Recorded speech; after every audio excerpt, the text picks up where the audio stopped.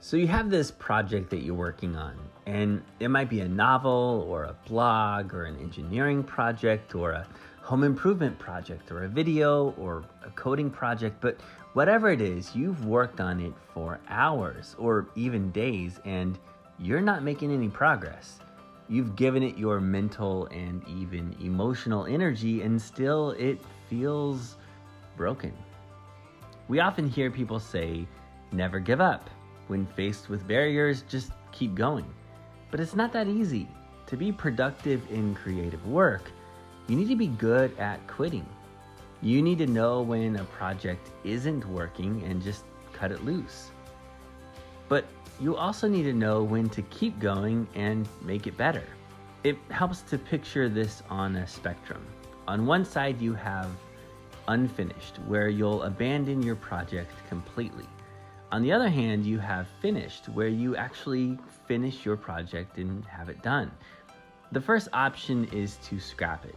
This is a permanent delete option, where you realize that your whole project is simply a failed experiment. The second option is to file it away. You might potentially pick it up months or even years later, but for now, you're filing it.